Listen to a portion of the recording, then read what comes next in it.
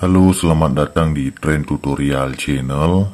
Jadilah bagian dari kami dengan like, komen, dan subscribe.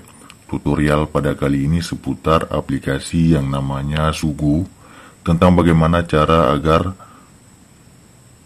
menonaktifkan notifikasi dari aplikasi tersebut. Langsung saja kita buka aplikasi Sugu. Jadi kawan-kawan, ini adalah tampilan beranda dari aplikasi tersebut.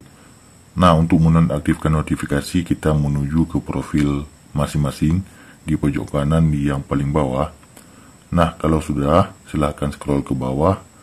Ada tulisan pengaturan. Klik di pengaturan. Kemudian di notifikasi ada tulisan ya. Nah, kita klik di notifikasi. Ini karena sudah kita nonaktifkan, kita buat seperti semula saja. Kita tampilkan.